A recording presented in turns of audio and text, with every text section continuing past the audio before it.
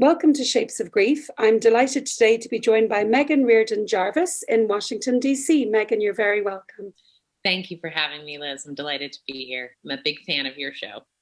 So one of the lovely things about doing the Shapes of Grief podcast is I've all these new internet friends, and you're somebody I met on Instagram.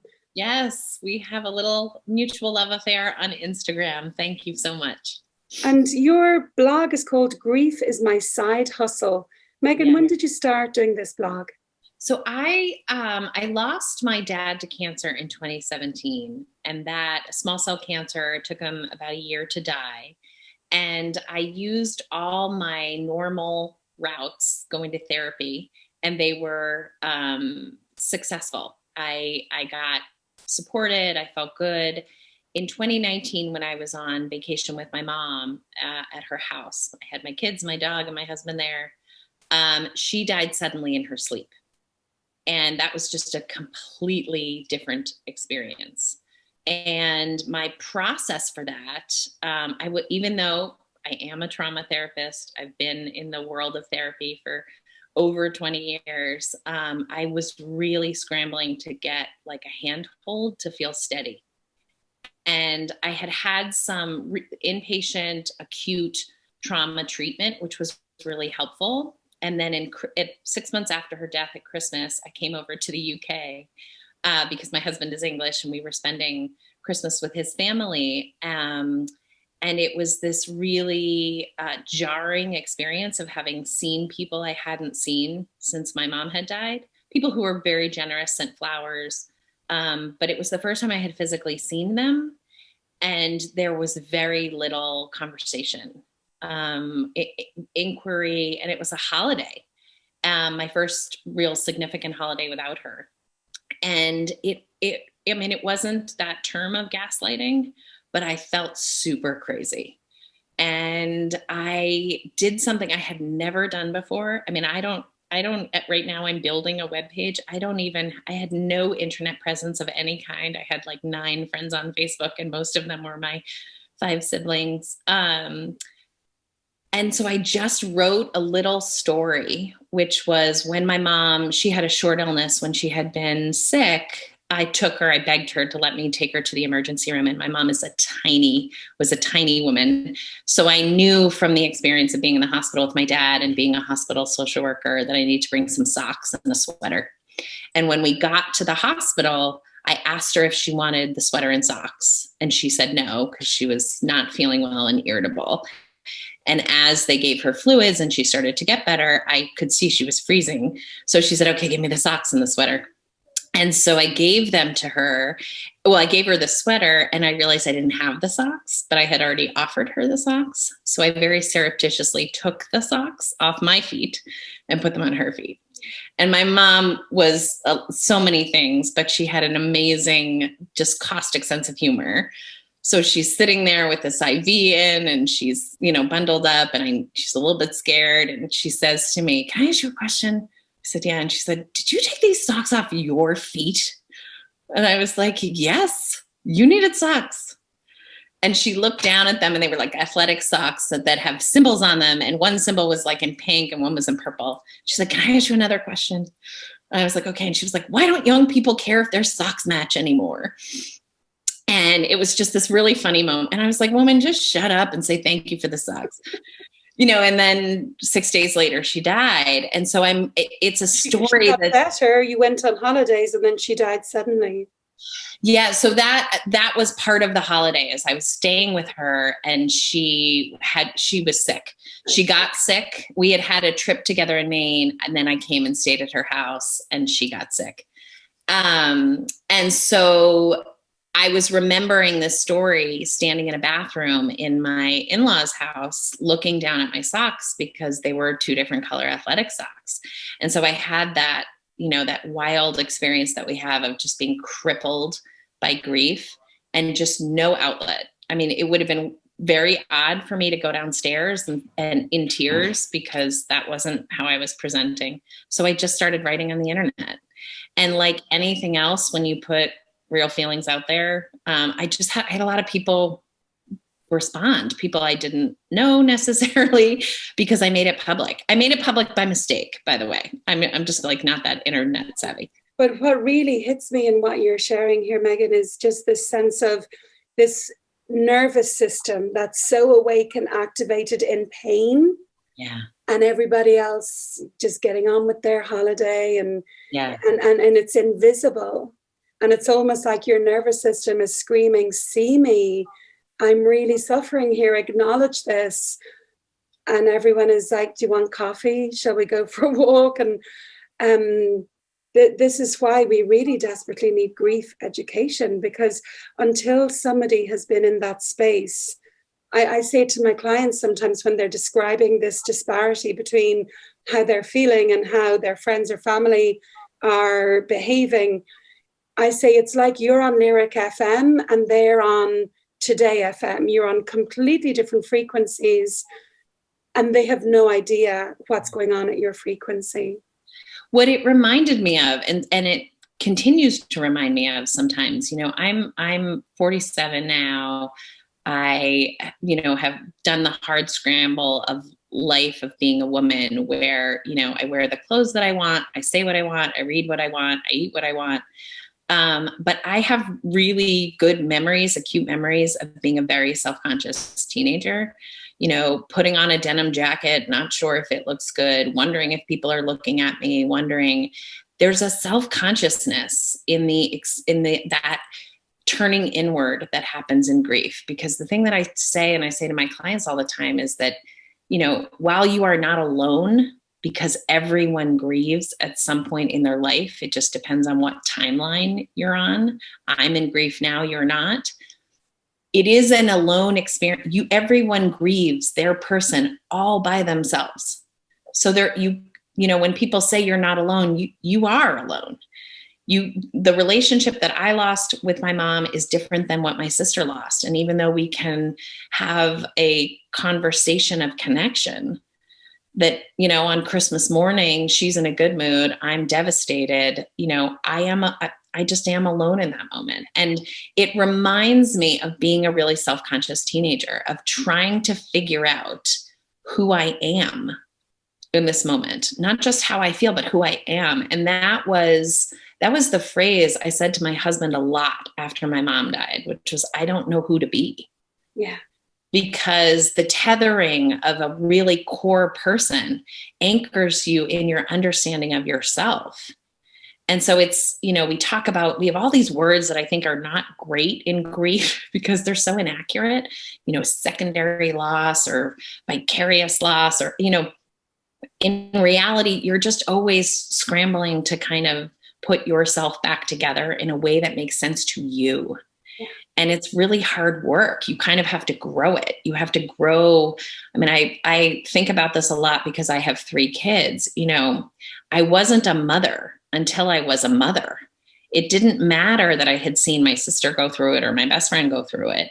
Like, my children grew that piece of me for me. And I grew it alongside the need of, being a mom. I needed to be a mom and grow into being a mom all at the same time. And I think of grief as being identical to that, which is that you need to have grown the capacity to grieve at the exact same time that you use that capacity to grieve. And it's excruciating.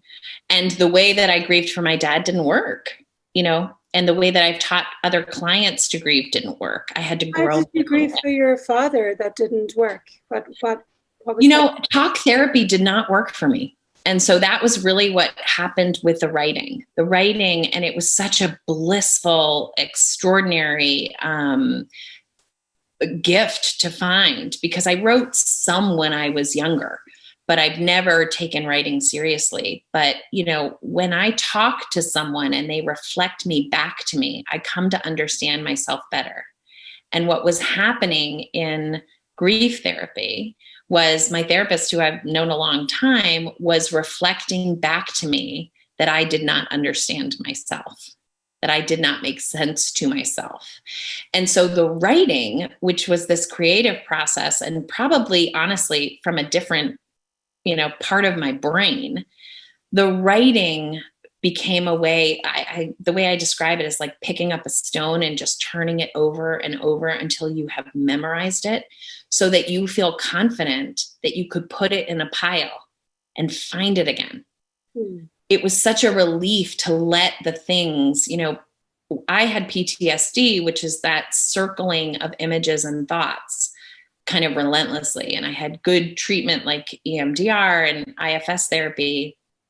But in order to really let the stories go, I had to feel like I had honored them by fully understanding them. And so I have written like the event of learning of my mother's death probably 70 times.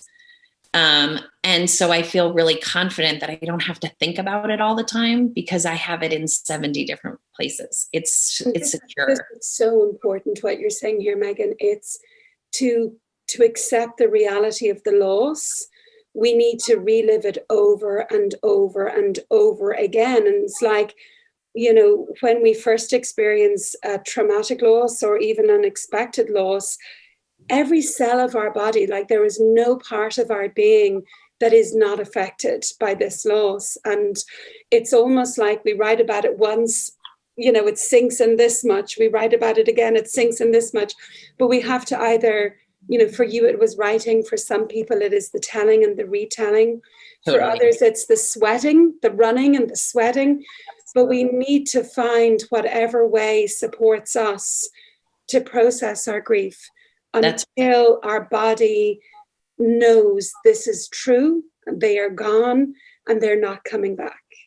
Right. It's updating the software so that it gets the full update. And as a trauma therapist, what I know to look for, and I was lucky to have this as a background, but I also think, I think it says something about how poorly we do grief, that even with 20 years of experience and education, I still had to scramble a little bit to get the right kinds of treatments. But as a trauma therapist, what we're afraid of is that the telling and the retelling re-traumatizes, that our bodies have this natural way of progressing through grief. And, I hate the phrase getting stuck. I hate the concept, as any grief therapist does, and I think any griever does, because it all minimizes the actual seismic shift of what profound grief really is, which is just a game changer forever. I go back to the parenting analogy. Like, I'm never not going to be a parent. No one's ever saying to me, "Are you back to yourself?" Like, I have kids now. I will never not have kids. I have lost my mom. I will never not have lost her. So in trauma, what can happen is you're running and you're sweating and you're dissociating and you're not in your feelings, but you're not actually progressing through. And so that's for talk therapy for me, I wasn't progressing through the way that I normally would. It was not providing me a sense of relief. I did not know myself better. Again, there are some phrases you and I know, like making meaning of something, which I really think is just a way of saying to someone, you have integrated the information. I often use with clients the idea of fresh grief, that grief is, you are in it right now, and that you can have fresh grief 12 years from now. There are a lot of people who, in their experience of loss in the moment, part of what they know is going to happen is their dad is also not going to be there when they're walking down the aisle, and he's not going to meet his grandchildren. And you know what? Those things do produce new and different grief. It is a new kind of loss that your dad is not here 12 years from now. So that element is one piece, which I think has its own host of stuff, and a lot of body regulation is needed there. That's when people are really not sleeping and they can't eat, and their somatic, response to the the way I describe it is my body just felt like it was ringing like a Tibetan singing bowl, like just never stopping. And it is, isn't it? It's like, that's the nervous system is just shook. It is. Yeah. And again, like you and I have said this, the number of people that don't understand that disturbed sleep, like we have some stats on this, like people report disturbed sleep for years. Yeah. And that stinks, but it's not abnormal. And it's really important to let someone know that they're not grieving badly or poorly or ineffectually just because they're still waking up at 3:00 in the morning, which, by the way, is when everyone wakes up. Yeah. And then there's this other phrase, which I think is like that part that isn't quite fresh, but it's more, you still have to kind of remind your mind and your system and your body that they're not here. So you'll be thinking about Thanksgiving and then suddenly have to say, oh my gosh, it won't be at my mom's house. She's not here. And it can have that resurgence, but you're like integrating it, and then there's that phase that we get into, which is a true phase. We can still have fresh grief there, but we kind of acclimated. I don't need to be reminded that I don't do Christmas. Yeah, and it's not so scary. I think people are less scared of their grief. I'm thinking of you there in the UK with your family and them not getting it and you having this very lonely internal experience. And I think what we also need to realize is, depending on our childhood and our attachment styles, that can be horrific for some people. So you had the wherewithal to go, okay, this is really lonely. Nobody's talking about my mom's death. I'm going to take to writing. I'm going to find this way to process it. Somebody else with a poor attachment style might choose to roar and yell at all those family members and end up having a huge family rift. So it's really important, the ripple effects of grief for somebody who maybe doesn't have the wherewithal to know how to channel it or how to hold it themselves or support and resource themselves can be really huge. There can be a lot of, what's the word I'm looking for? Fallout. Yes, that's right. A lot of really negative fallout from a grieving person who doesn't have access to psychoeducation. That's right. And I think, psychoeducation more than any other form of counseling or therapy is absolutely vital when we're working with grief. People need to understand that what they're going through is normal, and here's why, and here's what's happening, because that can provide such relief.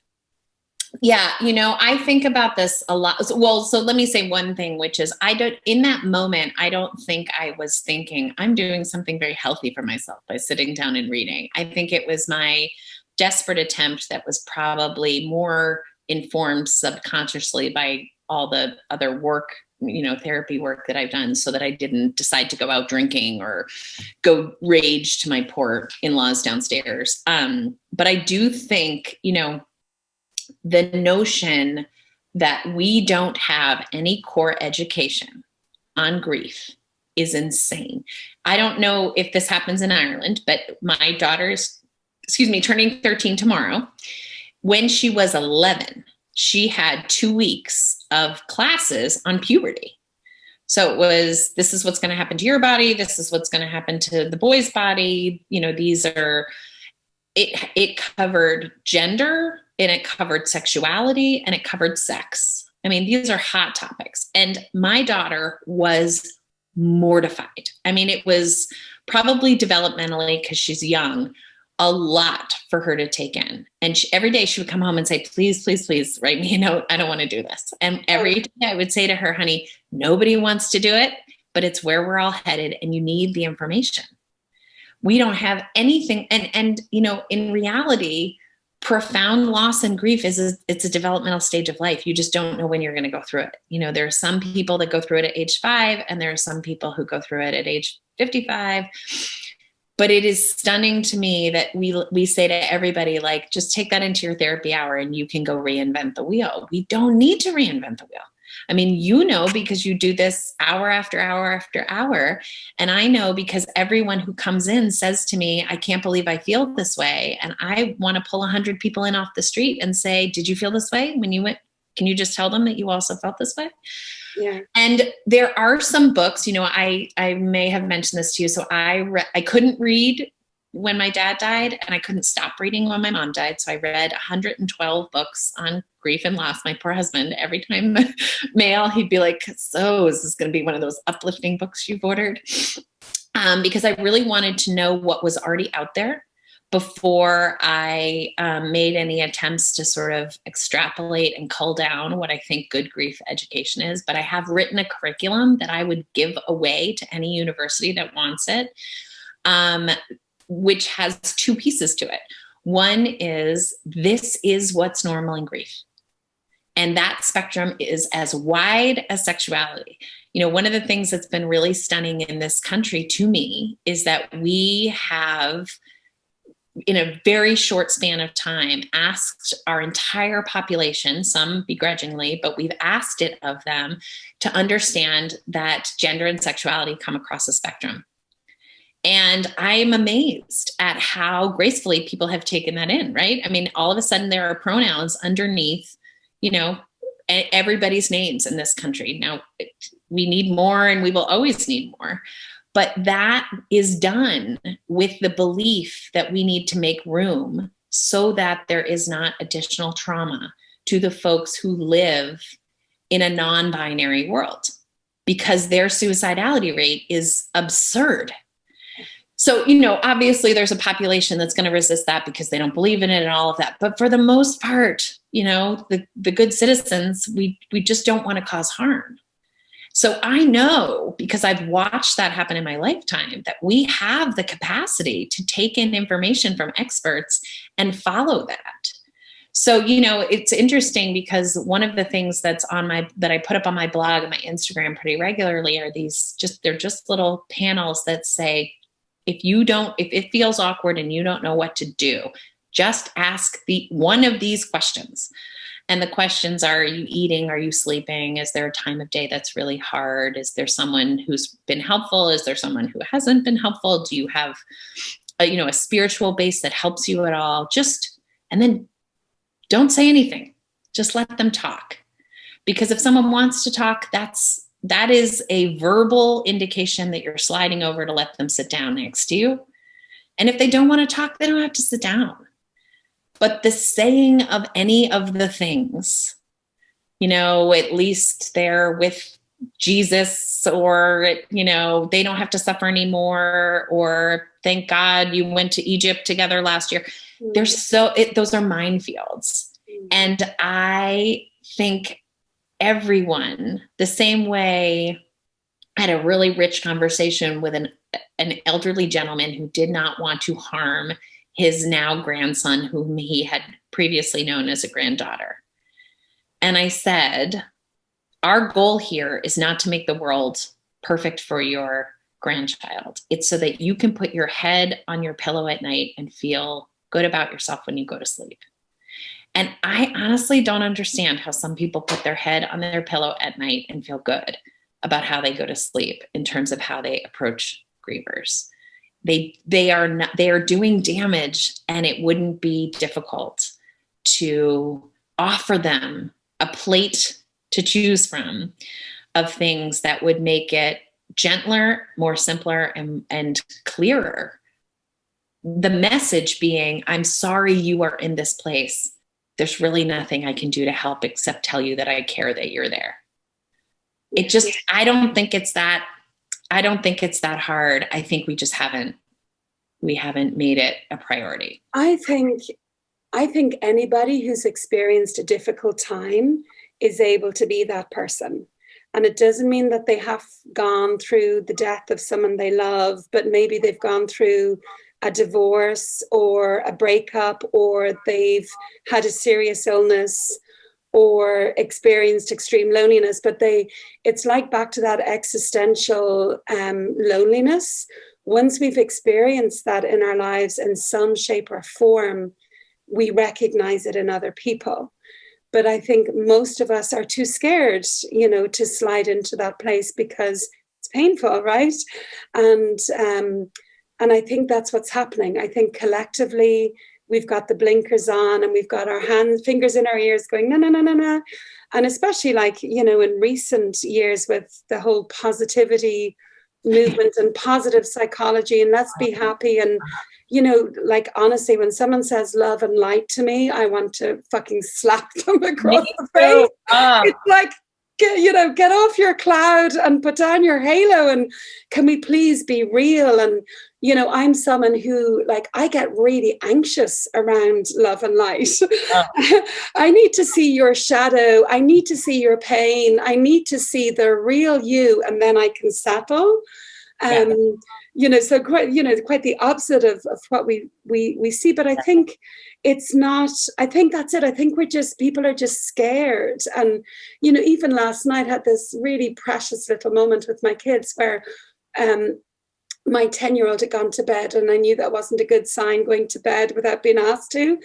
And I went in and got under the covers with him and just put my arms around him, and he started sobbing and sobbing, and, very out of character. And there was something going on. And I just lay there and I said, I'm sorry you're feeling so bad. And, this sounds really painful. And the more I just met him where he was, the more he sobbed.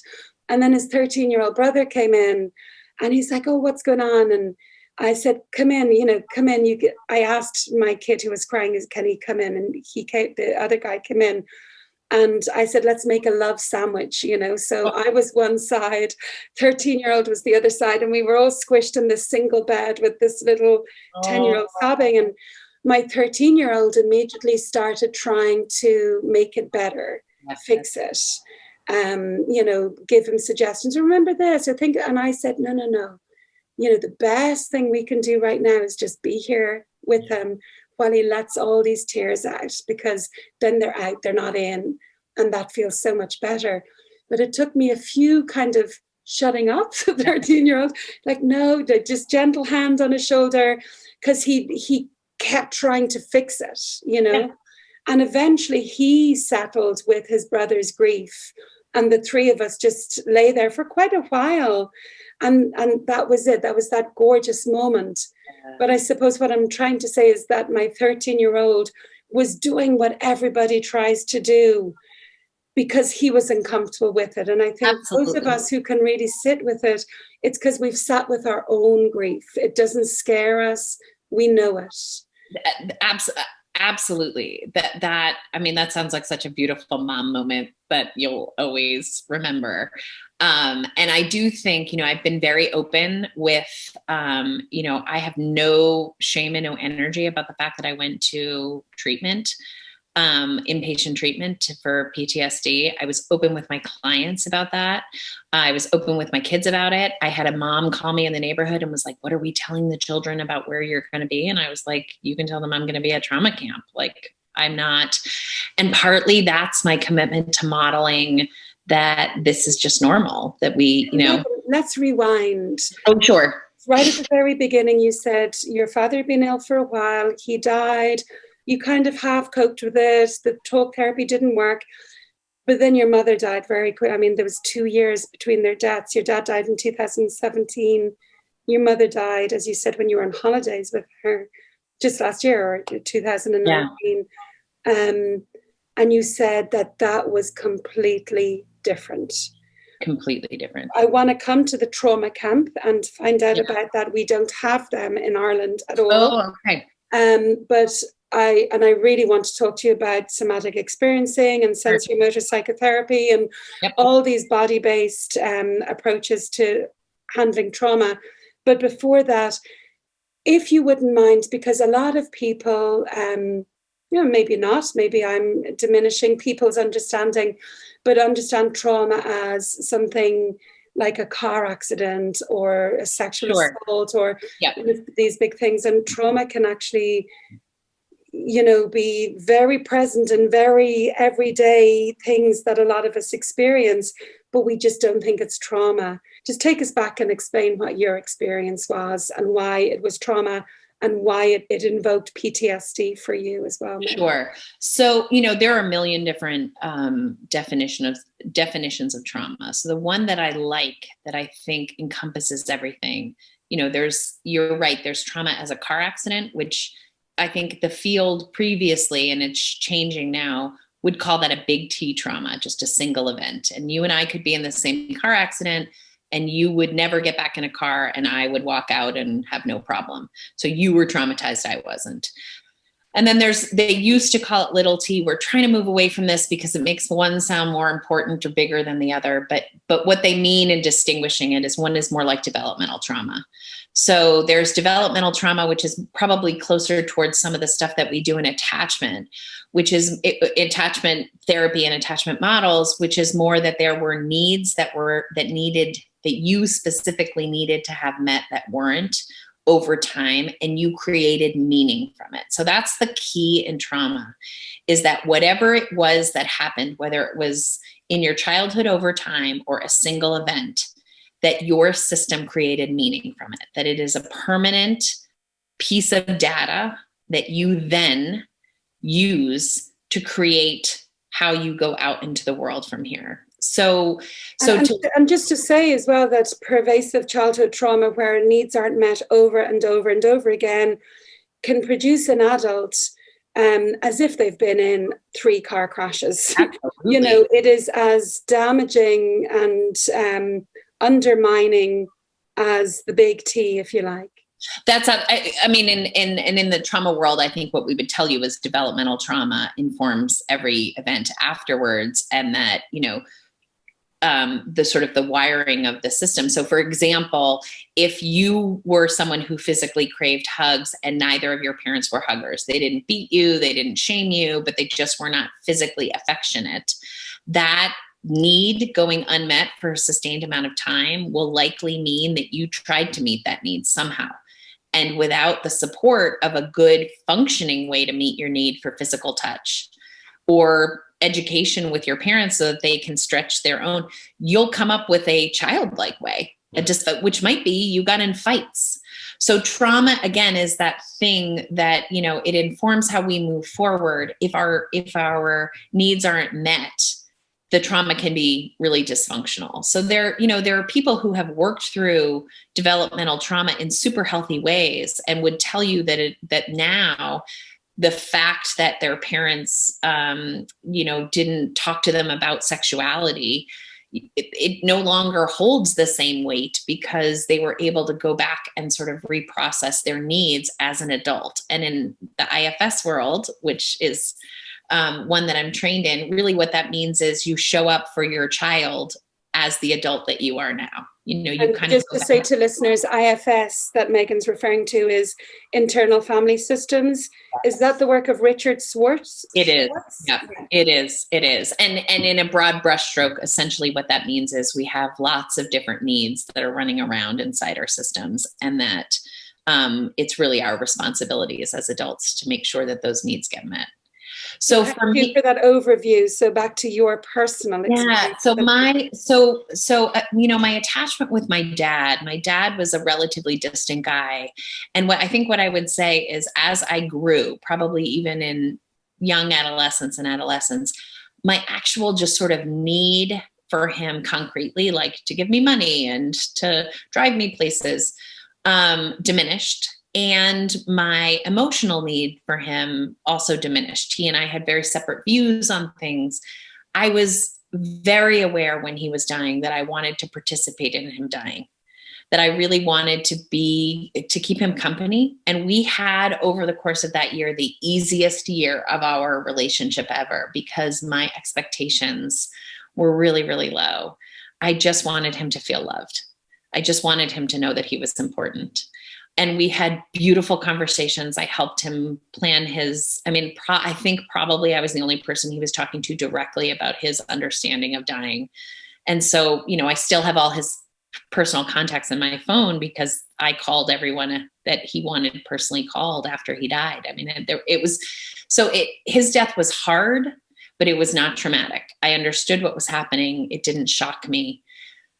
When my mom died, although when I look back at it now, there may have been a subconscious understanding that she was not well. It was a short illness. It was, a couple weeks long. And so there may have been some, but it was not conscious. I fully expected her to get better. And, what happens in trauma from a very basic standpoint is there is like a terror and a startle response from the back of your brain. So at the very base of your brain, where your amygdala sits, is the fight, flight, flee, feign death response. And that was the response that got, activated to an 11 when I discovered that she died. So, and people report on this, they get information and they have really odd thinking. And some of that thinking makes them feel very ashamed. They discovered that their father had a stroke and died. And their first thought was, oh my gosh, who's going to drive me to the airport? And what we know about that from a neurobiological standpoint is your critical thinking comes from this part of your brain at the front, at your forehead, and your amygdala is at the back of your neck. And what the amygdala does is it enlarges and it literally chokes off the oxygen, the neural pathways to the front of the brain. So your thinking is really muddled for a really long time. So when people are like, why can't I think straight? Why can't I remember? Sequence of events, it's literally because your brain has swollen in odd ways from the concrete startled response. So I had you were able to read after your mom died, which really surprises me because in part of the fight, flight, or freeze, I think the blood drains from the prefrontal cortex also to go into the muscles to get ready to run or fight. And that's why our problem solving, our ability to read, retain, memorize, that all goes to pot. Exactly. I didn't read probably for 2.5 months. With my dad, it was like a year. It was a year, and I couldn't read anything longer than a magazine article. And then just one day I picked up a Sarah Winman book and suddenly I could read again. Yeah. With you're very specific in your reading material as well, which probably made a difference. You weren't reading novels. That's exactly. And with my mom, again, I think what was happening, because I was still in those early days really looking to do talk therapy. I hadn't quite, so before I found the writing, which became so cathartic and helped me do the journeying and the processing through, I was more I always think of like Pooh and Piglet walking around the tree in Winnie the Pooh. They keep seeing their own footprints and then they get scared that those footprints are a monster behind them. I had a bit of that phase. And in that phase, I was just devouring every expert's everything about grief. There's this beautiful C.S. Lewis quote, which is that we read to feel understood.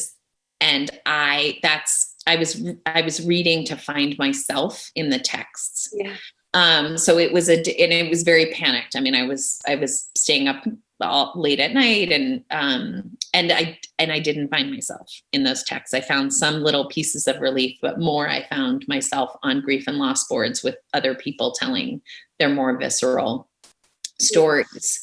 So sorry, Megan, just to butt in there, but I think a lot of people who write books on grief, it's in hindsight. It's when they're already making meaning and, they've kind of wrapped it up nicely, perhaps.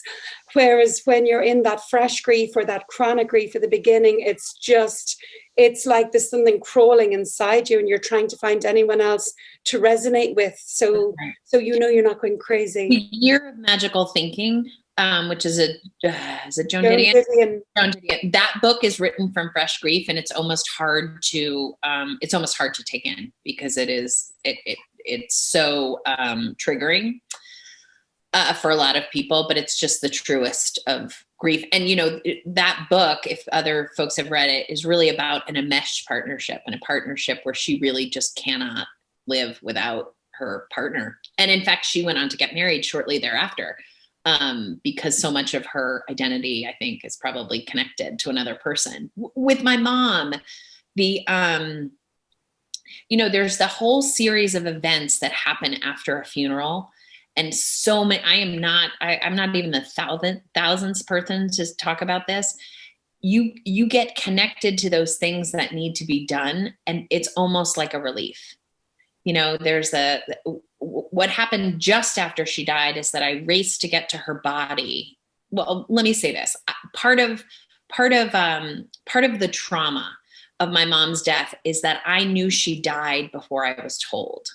So I was in a car with my kids, picking up a cousin about an hour and a half from my mom's house. And I had the sensation in my stomach of water breaking, like a pregnancy. Wow.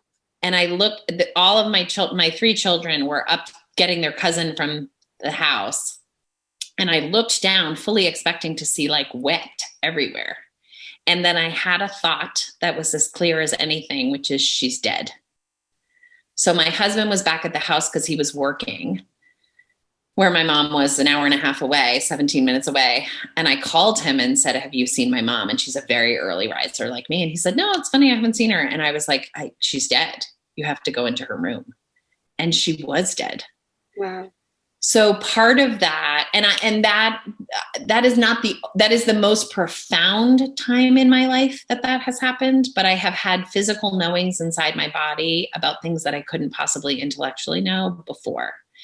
And so but that was a very difficult thing to recover from, was sort of the knowing inside my body. I would have rather disassociated from that. But the trauma of having a physical system that takes in information in a way that you can't necessarily know what the meaning of it is in the moment is really something that we all, we're all scanning and taking in information. And so we know things that we don't intellectually know, all of us. My skill at reading it or feeling it or the degree to which I experience it might not be totally typical, but I don't think it's totally off the charts either. So I had that experience, and then we had a funeral for my mom and all the processes of that, including, the same thing that I had done at my father's request, which was call everyone. I was in a parking lot with my car, my minivan idling. When my husband called me back, he told me I needed to pull over. So it took me, 6 miles before I could find somewhere safe to pull over. And then he told me that she had died. And I urgently felt the need to tell all 5 of my siblings. So I stood in this crappy, broken down parking lot for like an off-brand Dairy Queen and called my 5 siblings to tell them our mother had died. And I was very much like, I'm a trauma therapist. They're going to remember this for the rest of their lives. I have to do this well. Mm-hmm. And I didn't do it well, but I put a lot of pressure on myself. When we got to the end of her funeral. What was not doing it well, like, Meghan? Well, I have some real regret, because about a year after she died, I woke up in the middle of the night and was like, I have every one of my siblings' partners' phone numbers. I could have so easily given them the gift of hearing from someone that they loved in a much more supported state than what they got. And I have some real grief that I couldn't have done that for them, that we were all sort of vicariously traumatized by the same shocking event. None of them feel that way. What happened immediately, like right in the parking lot, and what I said to all of them was, it's my fault she died. That it is my fault, because I knew she was sick and I had taken her to the doctor and we had had a fight about whether she should go back to the doctor. Intellectually, I absolutely understand that it is not my fault my mother died. But I will tell you that I still hold that belief and battle that thought most days. That it is, and from the IFS perspective, what I know that is me having difficulty navigating the helplessness that exists with loss. When you were talking about your son and not wanting his little brother to feel bad, I think even from the earliest age, we have a hard time with that helplessness, that sense of, I love you. I don't want you to feel this way. That is really, like, existentially French poetry kind of way, the hardest space to be in. And so I know that my own thought is, it must be your fault, Meghan. You could have done something. And that part comes in to beat me up, rather than leave me alone with that helpless, truly profoundly grief-laden place, which is, I have to live without her. And I think it's our need, Meghan, for meaning. I would support Absolutely. women after their babies have died. And rather than sit with, we don't know why, it was a random roll of a dice, some babies die, most don't, it's easier for them to go, it was my fault. Because I didn't go to the hospital sooner, or because I had a bath, or because I went for that long walk. We so desperately need a reason rather than that big unknown, that we'd rather beat ourselves up sometimes than sit with the what if of it all. Because the haphazard, again, like if you go into the organization around religion, part of the beauty of what religion offers you is some kind of organizational structure. Whether it's, I don't know if you know Kate Bowler, who wrote a beautiful book about getting cancer as a young woman, but she is the foremost studier of the Prosperity Bible, which is this whole belief that some Christians in this country have, which is like, if you do good things, God will give you good things. At the root of her experience, she was studying about that concept, and she randomly, with a brand new baby, got, stage 4, was diagnosed with stage 4 cancer. And I think most of us know that, like, we don't get what we deserve. We don't control, we just don't, we know that that's not the truth. Yeah. So there is manifest cancer. 1-year-old kids don't manifest cancer, This is white privilege speaking. When you've got all these fabulous things that you tell yourself you've manifested, maybe it's something to do with the color of your skin and your economic background. There's a beautiful, like, just brutal interview with the actor Stephen Fry from Monty Python about the concept of God. And he says, with lots of expletives, why in the world would I want to believe that there was a God who was willing to let children get leukemia? Why is that a good thing? So I think, even with young children, we want to tell them something that's going to be soothing. And I am very careful with my kids to not, to say, this is the way that I feel. I don't have any answers. I don't know either. This is normal, to model that, because in my family, we had an experience of losing a beloved teenager in our town when we were young. And again, I think it was the, early 80s. There was a different ethos then, a different understanding. It was like, don't talk to kids about these terrible things. And the problem is, when you don't talk to kids about things, about feelings, they still have the feelings and they don't have any way to support it. And when you don't support children in feelings, how they feel becomes who they are. Yeah. It's like they have this bottom-up experience with no meaning making for it. And it's scary. And they'll fill in the meaning if it's not offered to them as well. Right. And so that sort of loops back to my own trauma, which was, I couldn't make any meaning of my mother's death. She was very religious. Her religious community had a lot of, she knew this was happening. This was, and I just knew that wasn't true. I was with her. Like, she wouldn't have left her coffee cup in the sink if she thought she was laying down to die. So there was a division of a certain people who were able to find immediate comfort in the way that she died, which in fact was really beautiful. It's the most beautiful way someone could die, which was, she had just seen every one of her children, 2 of whom were in Seattle, her brother who was in Seattle, and we live in New England. So that was, that was a once a year kind of event. She had just gone to see a Monsignor who she was very dear friends with and got a blessing because she hadn't felt well. We had fought about that because I had told her I didn't want her driving.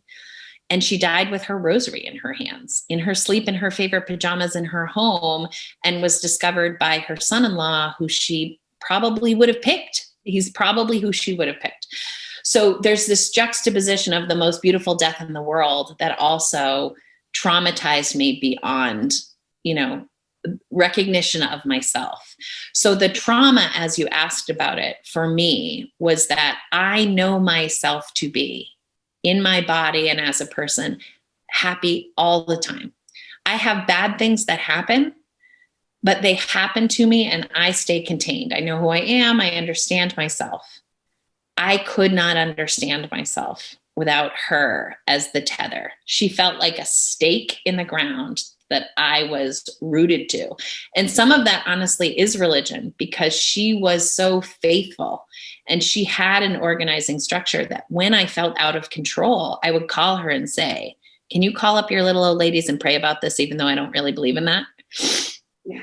And so it was that way of like, she would provide me a safe way of love and care that without her, I felt very just unlike myself in my own body, unlike myself in the world. And I had looping in my mind. By the time I got down, so we had her funeral, I left her home. I came back to my house in Washington, D.C. My kids went back to school. So it was all about a month and a half. And I knew what was happening. I would get my kids out to school and I would go and sit on my porch and just kind of rewatch the tape in my mind of, and I had these little strategies like, okay, I'll only let myself think about it until we get to the parking lot, or I'll only let myself think about it until I get to her body and pray the rosary, or it never, ever was, I'm not going to think about it, because I didn't have any control over the loop and the tape. And then I started to do some things to try to manage it. You know, I'd sleep in the daytime because it was worse in the daytime, and I'd be up at night. And then I had a somatic response, which is what my body does, which was I threw my back out so badly that I couldn't get off the floor to even use the bathroom.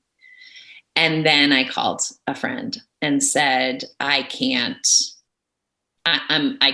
even function anymore. And I feel really lucky and unbelievably grateful that I knew who to call, that I could hand, my healthcare over to her. And she literally said, watch this movie on Netflix. I'll call you in 2 hours. Wow. And she called me in 2 hours with a plan, a treatment plan, a place to go. And I did. I went to an unbelievable program in Tennessee here that is, it's not for addiction, because that's not that wasn't the problem that I had.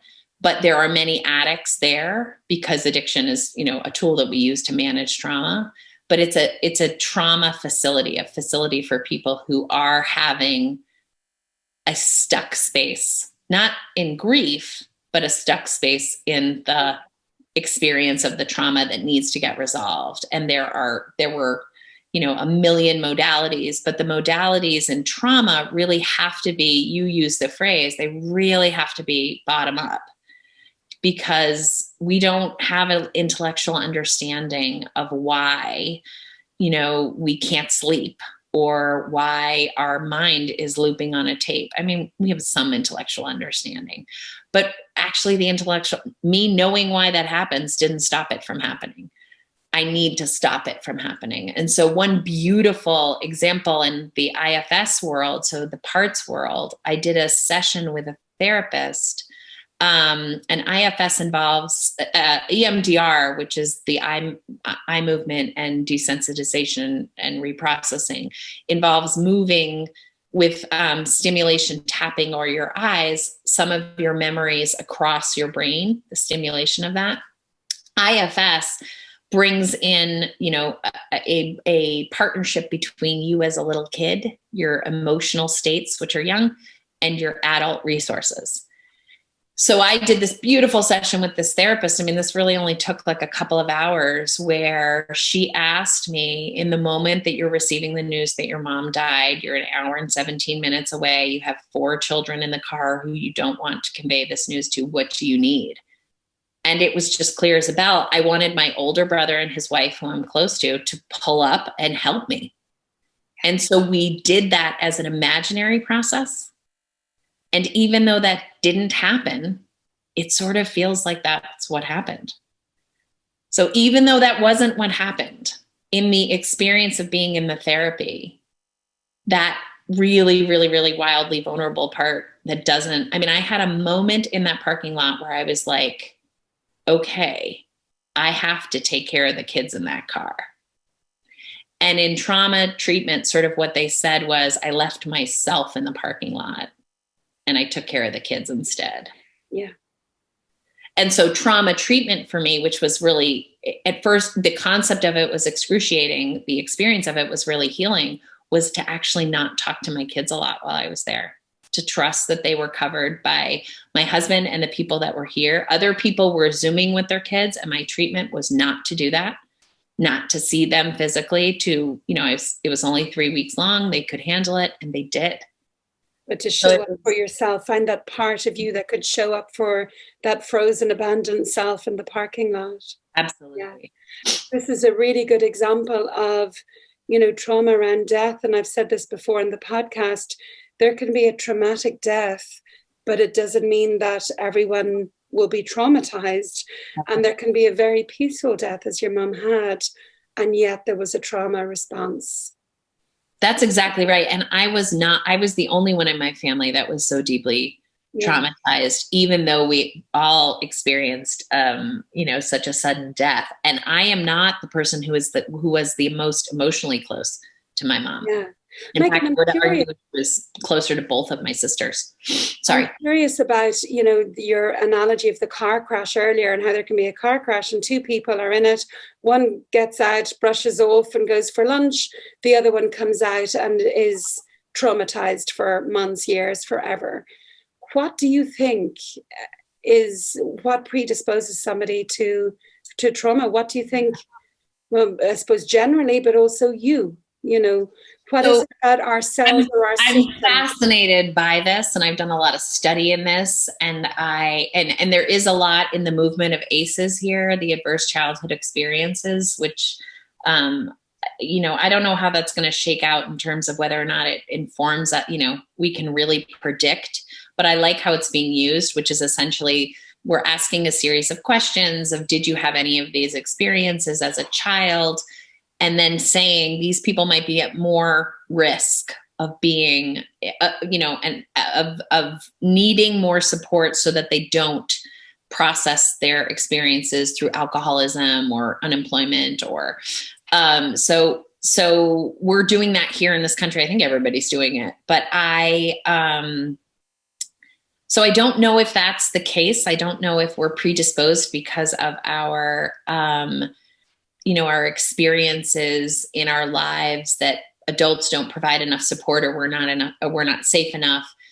What I can tell you from my own experience is that I do think that bears out to be true in my office as a clinician, that I do think that people who are really significantly impacted, kind of like cut down at the knees by events in their adult life, I almost always find unprocessed events from their childhood that are connected. And it's fascinating because often people will start to think about things in their childhood and not understand, why am I thinking about this terrible thing that happened to my sister when I was 10, now that my partner has cancer?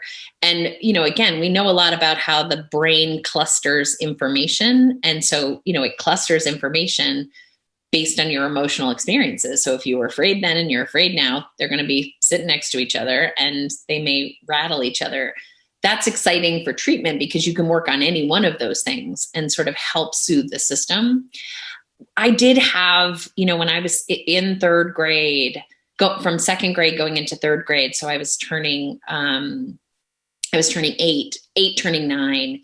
There was this death, a drowning in the small town that I grew up in, and my brother discovered the body. It was friends of the family. My mom was involved. My mom had terrible PTSD, which I didn't know, but could feel the energy of as a child. So our family went from feeling very normal and stable to feeling very unsafe. And I didn't have any of the language to understand that. It's interesting that when I was cleaning out my mom's house, I found my report cards.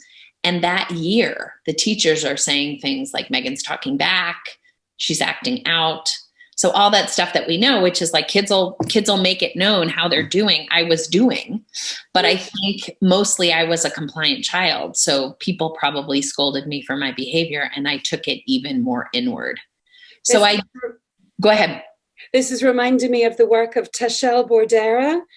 suffocated grief. Yeah. And she's identified how a lot of children, particularly Black children in the States, not only is their grief not supported, but they're actually pushed down because of it, because they're expressing their grief through their behavior. You know, because like you talked about the transgender population earlier and how there's disproportionately high rates of suicide or suicidal ideation. The same is true in the Black population. And so there's more people dying, there's more murders, there's more suicides, and therefore the fallout is greater. But a lot of kids are being suffocated in their grief because they're acting out in exactly the way you describe as well. Yeah. And so what that makes me think of, you had said earlier that, you know, people who are able to have the conversations about grief are people who have gone through traumatic events. And I think there's an argument to say that actually there's probably a percentage of people who, you know, it's like all of a sudden you learn Portuguese and there are these other native Portuguese speakers and we're just so grateful to find each other as expats in this world. But I would argue that there's probably an even larger percentage of people who went through trauma unsupported that don't want to hear anything, that are the greatest perpetrators of silencing around this. Because if you start talking about it, it's going to rattle their cage and they can't have that happen. And so their unprocessed grief and trauma actually, it's almost like they sneeze it on their hands and then they wipe it on you and you're even, you know, it's worse for you. Yeah. So, you know, part of what I know, I had done a lot of work over this loss from childhood. And I want to be clear, you know, that family is still a big part of my life. They're really important to me and my family, but I didn't lose that teenager as a child. I mean, he was my sailing instructor. I loved him as part of a collective. What I lost was a sense of safety in the world and no capacity to talk about what it is. And so, you know, I was like this surly little kid when people were talking about this book that we were reading in school and they were saying, you know, oh, the dog died. I'm like, dog died, the kids die. You don't even know. Parents don't keep anyone safe. But really that was now my experience at 9 years old, which is not developmentally appropriate. Like your mind begins in a natural course. Your mind will come to the concept of like, oh my God, people die, but it's not at 9. And, you know, Erickson and Piaget, like they helped us sort of scope out when the brain is able to deal with those concepts, but it's not 9. So what I learned from that process, because I didn't have models to talk about it, was I was the pathological one. Everyone else seemed fine. And so I was the problem. And we're just going to keep that tighter and quieter and tighter and quieter.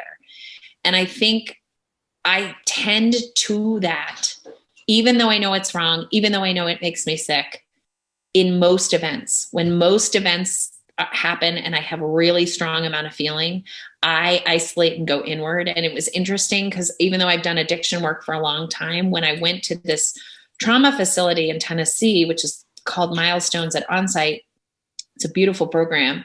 When I went there, they were the first ones that I had ever seen describe isolating as an addiction, meaning a tool that you use to disassociate from feeling. And that blew my mind. I mean, I've been a clinician a long time and I was like, oh my God, and so that was part of sort of the intellectual getting curious about what does that do for me? And what it does for me is it brings me back into the re-traumatized state of an under-supported child. And I sit there with that, I am the problem and there's no way to get help. And so what I've learned to do is go outward, you know, even if I just text somebody and say I'm having a really hard time, that is more, even if they don't respond, going outward and letting people know that I'm having a hard time is a trauma interrupter. That is an immediate, different course of action that makes me feel different in my body because now I'm connected to somebody else. Absolutely.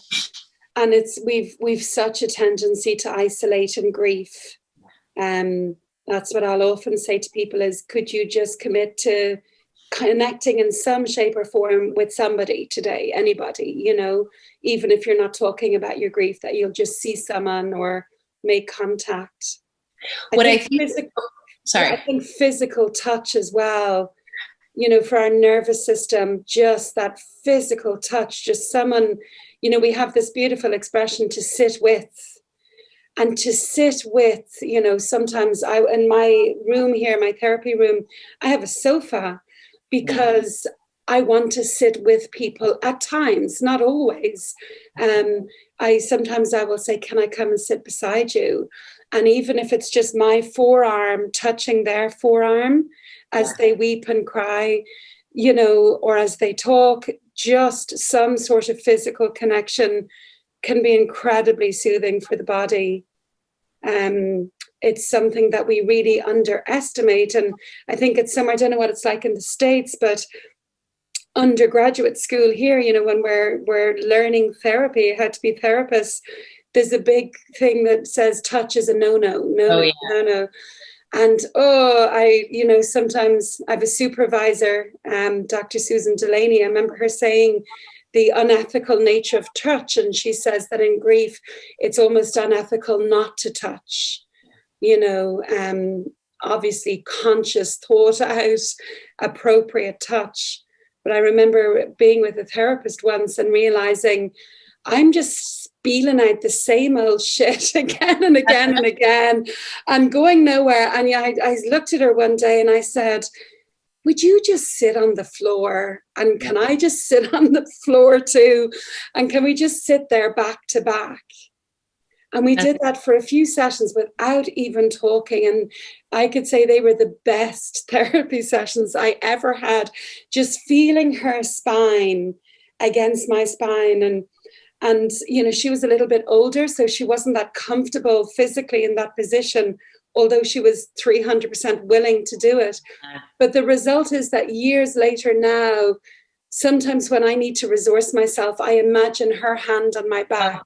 That's beautiful. And it's like, I just can feel the love and the support and the congruence and her presence, just her hand on my back. And I think as any therapist listening, just think about touch, the healing balm of touch. I think what you're saying is so important. And the kind of the somatic training that I've done, you know, they have studies that will regulate, you know, watch heartbeats regulate through touch, you know. So we know from holding babies that when they're agitated and crying and you press them against your chest, if you press them against your skin even, they regulate. Just, you know, they calm down and they soothe. And so we have a lot of information that says exactly what you're saying, which is there's humanity in touch. I think when we're training young therapists, there's a fear. You know, one of the things, if we had a client of mine in the room right now and you said, what is Meghan's favorite phrase? It would be that I don't love fear-based decisions, because there is no, you're jacked up when you're in your fear space and you are defended. And so I think when we're training little therapists who are just coming out here, we are trying to give them rules rather than grow their intuition. And what we need for young therapists, and I supervise some, as I say, I'm not trying to turn you into me and tell you what I know. I want to make you feel as safe as possible in the room. So for some people, touch is never going to work because they're not safe with touch. Touch isn't safe for them. But the notion that we shouldn't be touching we shouldn't be touching clients is kind of random. And it's based on the fear that a client is going to say that something bad happened, which, you know, that is a risk, because if we're not really well attuned to our clients, we can miss. But I had this, I mentioned this to you before, you know, I took a really long time off because I had to. I had a supervision group that came to me and I said to them, I don't know what to do. I don't know when I'm ever going to be able to go back to work. And then that was in September. And they said, we want you to take off until January. And I was like, what are you talking about? That's so long. My clients, what will they do? And I mean, this is why I have peer supervision, but they were like, we will take care of this. You are no longer thinking about this. And they said it with some level of instruction, meaning like it's irresponsible if you do at this point. But I spoke to them when I came back and I said, I don't know whether to tell people where I was and what I was doing. Everyone knew my mom had died. I had shared that. And they said, take care of yourself first. What do you need? And I was like, I need to be real in the room. I need this. So even though I know when I was in social work school, the number of conversations I heard was like, do not share your personal information, that I couldn't be safe in the room if people didn't understand that I had gone to treatment and had really terrible PTSD. I needed that to be known. And so for me, that was the right decision. I'm sure there are people listening right now who are like, no way, man, that was the wrong thing that lady did. But I couldn't have done it any other way. And I think things like touch and as a modality, I really hope for grievers that they work with people who are body centered, who have something other than talk therapy to offer. And that could be art. It could be writing. It could be somatic. I did these amazing breathwork experiences and, Reiki. There's just the way that I feel about grief work and in my, personal and professional world is there is healing to be done in all kinds of ways. Yeah. We have to trust that there is healing to be had and be curious about what our system might need that we don't already know about. And I think as well, it's when we talk about young therapists, which you and I aren't. No, we were friends. We need to learn those boundaries, and maybe we need to work within those boundaries initially. But as we grow and develop and evolve, as supporters of people who are grieving or going through trauma, we learn when we can put down the tools, put down the boundaries, because we've already internalized them very strongly. So, we're safe to do it, and it's not in, maybe when we tell a trainee, don't touch your clients, it's we don't want them doing something inappropriate or running in to be the savior, but when we're informed, when we're trauma informed and grief informed, we're coming from that place of, we have such a consciousness around it that any touch is thought out, it's informed, there's a reason behind it. The same with the congruence of you saying, here's what happened to me. I won't say often, but I do share, some personal information if it's in the service of the client. Yeah. I had one client who suffered from really bad anxiety. And I remember one day, months after seeing her, saying, look, when I feel really anxious, this has helped me in the moment. Of course, we've got to get to the root of the anxiety, but here's what helps me. And I'm wondering if you ever tried that. And I could see everything change in her. It was like, you who I worship and adore have anxiety. Right. And suddenly it was like an elevation of her, which was really good for her, that kind of joining and sharing of yourself in the service of the client. I think we know that that's different than telling them about a birthday party that we went to this weekend, right? Yeah. That's what we're afraid of. We're afraid we're going to bring something non-therapeutic. And I do think attunement and consent are, they're models for someone else. There's a therapist, a master therapist that I worked with years ago who, I don't know if you've ever heard of him. His name is Stan Tacton, and he runs something called Pact Therapy, which is about teaching, it's couples work, and it's about teaching people to be physically attuned. When couples are arguing and it's clear they're not listening, Stan's work is, why are you still talking if they're not listening? What are you doing? And one of the early exercises that he has couples do is give the other one the hug that they want. So I give my husband a short, quick hug because that's what he wants. And he gives me the long, extended hug that he knows that I want. And we find sort of the middle ground. And what Stan always talks about when in training is do nothing. Just bearing witness to their story and being in the room and listening to is enough therapeutic intervention. Do nothing until you feel inspired. The moment you are curious and interested and you are inspired by intervention, that is the gift to give to them. And that is authentic. And you can bring them right into that. Hey, would you guys be willing to try this? Would it be okay if I sat closer to you? I'm just trying something out. It's very almost like improv theater. It's very in the moment and quick, but it's so well attuned. And oftentimes he videotapes all his sessions. Oftentimes you go back and you're like, I don't even know what that was. I don't know why that worked. And so when you watch Dan train, people will raise their hand and say, can you tell me more about why you did this? And he'll go, I don't fucking know why I did that. I just did it. I don't know. Well, I'm a drama therapist originally, so I really get that space. There's another great expression, and it says, say nothing unless it's an improvement on silence. Exactly.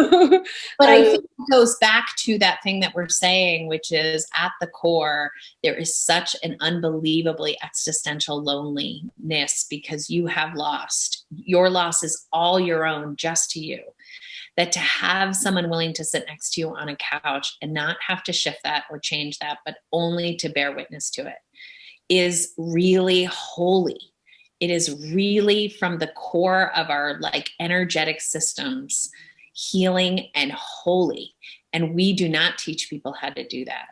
And honestly, I am teaching my children. What I say is, stop. You don't have to fix this. And you can't. You're not such an expert in this that you know better. Sit quietly and listen. Ask more questions about how they feel. And that intervention is, if someone feels seen and known and heard, they don't need more than that. You are not a better expert. You don't have better ideas than what they can come up with from their own system. But they do need the pole, that piece that I lost with my mom, the thing that I say all the time, which is I will miss her for the rest of my life, is because that phrase always chokes me up, is because she was the tent pole to all of my experiences. If I was excited about something, she wanted to know about it. If I was afraid of something, she was going to hold the fear with me. She was the external part that grounded me into the possibility that these feelings are not going to be overwhelming. They are going to be okay. People have had them before and lived. And when that no longer was there, I had to grow that part for myself. And that has taken some time. And I can't say that I feel like I'm still doing it. It may be a lifelong process for me to figure out who and how to be and live without her in the world. And I don't think that's unique to me. I think many of us have been blessed with, and by the way, I don't just mean you had the best relationship with your mom. She was an incredibly, extraordinarily unique and wonderful person that loved me uniquely in the world. But we fought a lot. We had years that were really filled with tension. She didn't approve or think everything that I did was perfect, but she was that center grounding space where I could take my own experiences and sort of examine them. Her phrase was, ooh, let me go get my tea. That meant she was going to sit and dig in and really listen. And that is super precious when you have someone who bears witness to your story with caring. It's just a loss to lose. It's a tremendous amount to lose. It's too much to lose. It's too much. And there is no fixing it. I don't care how extraordinary your person is and how much money I could pay them or how much they could fall in love with me. They will never be able to replace my mom. That just is the truth. And I am learning that that's going to be okay. I am learning that. And I know that millions of other people have already learned that. And I do, the psycho ed piece is, I've said this to all the people in my writing group that I'm running right now. We just need 1 million more voices saying, this is what grief is. This is what it feels like. It's a natural process. And we live through it. You know how many moms have lost a child and people say to them, I could never live through it. Except 98% of the population does. Yeah, it's like an amputation. That's what it sounds like you're describing. It's like you will always miss that leg, but you will learn to live without it as well. Yeah. And it doesn't mean that you don't want it back every minute of the day. That's right. Meghan, that's lovely. When you were talking there earlier, I pulled up a quote from Parker Palmer, which, you know, you evoked in my memory as you were speaking.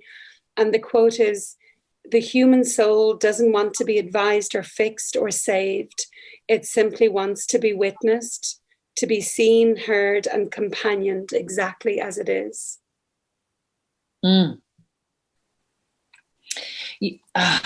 What that makes me think of, and I had a supervisor early on who said something along the lines to me of, you know, the reason that we don't want you to do anything other than sit with someone's feeling is the minute you start to try to fix it, you join with the idea that it's a problem.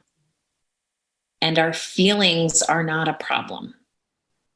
Our feelings just are. And I say to my kids a lot, feelings are not facts. Sit with it for a minute. It may pass. But also, if it sits with you and it's a problem, then it's showing you your compass point of where you need to go. And I don't think grief is any different than that. I think grief is not a problem, but it is a compass point that we are on, and it is not clear. We don't know where we're going to end up, and we are growing into that space. And I think the idea that if people can bear witness to that with the courage that we are going to find it, the minute you start to fix, you imply that they're on, oh my God, it's like backseat driving, you know, oh, but wait, wasn't that our exit? Yeah. Instead of, you're doing great. You're doing great. This is hard. I think there's a skill, Meghan, in navigating through all of this, you know, navigating the silences, the psychoeducation, the exploring routes, potential routes to take, back to sitting with the unknown, back to sitting with the silences. And it's somehow the balance of this where the magic happens, you know. Yes. And the thing that I think about as a clinician, and that I really understood as someone who was traumatized, is we have to treat and help soothe the suffering, the belief that things should be other than as they are, right? That's really sort of Buddha's tenet around suffering, is that your mind believes it should not be this way. And so I use a lot in my writing the phrase, it was always going to be this way. Almost like a benediction to myself to just stay here where I am and let these feelings be as they are, and they will let me go when they're done with me. And that, you know, it's not a linear trajectory, but there is a lot of suffering that goes on in trauma and, you know, and in traumatic grief, which we really do need to bring in interventions, breath work, EMDR. You know, we need to provide relief so that people can bear with the next piece, which is the learning to live without, the learning to integrate the loss. But if we're stuck in suffering, which for me was that, you know, the PTSD of the images, if we're stuck there, we will never have that hope that things can be better. And so it's a balance between the two, because I do think bearing witness is where the healing is, but sometimes you gotta like scrape the ice off the car before you can drive it in that space. And that, yeah, it's to, you know, regulate the system, which is why as I, you know, progressed as a therapist and trained in more things, I've been so grateful for all of those approaches that are really, you know, bottom up approaches. Like when I have a really dysregulated, agitated client, we might spend the entire time breathing in the shape of a box while my feet are pressed on their feet. And, you know, that goes to a lot of things, but that will just be something that they have indicated to me is helping them soothe their system. Yeah. And if they spend every other hour out of the week in a state of high agitation and just 1 hour with me soothing their system, it's probably nowhere near enough, but it's important in the idea. The system tastes it and gets to know it, and hopefully look for it. And I think what you're describing there is the difference between suffering and grief. Absolutely. And by grief in its pure form is, you know, just the weeping and the expressing of it. Like my child last night, it was just so lovely just to see it so pure coming out.